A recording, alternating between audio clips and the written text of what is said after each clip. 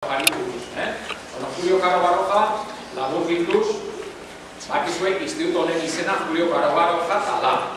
Instituto izen hori jakizen zaion instituto honi 1981 Institutoak erabaki zuen izen hori pintzea eta bidali zion gutun bat Julio Caro Baroja. Orduan bizi zen, bain dela urte batzuk izan, baina orduan bizi zen. Eta gutun hori hartu zuenean, bidali zuen beste erantzun bat bidali zuen esanez, berarentzat izan zen horrerik handiena izan zela instituto bati bere izena ipintzea. Ziku izan ginen lehenengoak bere izena ipintzen instituto bati. Sekio beste instituto batzuek ipini diote izena Julio Caro Baroja izena.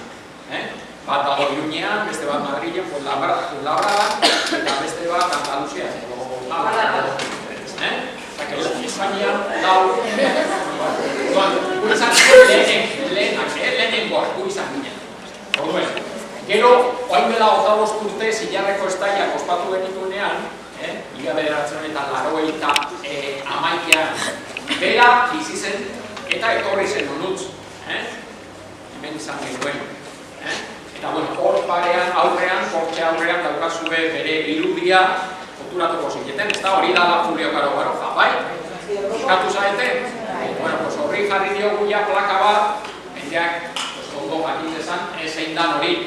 Eta han jartzen du, idatzita gero joan begiratzera, berak esandako, idalitako guri esaldi. Niretzat horrerik handiena izan da, nire izena ematea instituto hori.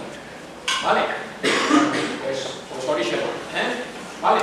Pues a ver, nahi duzunean.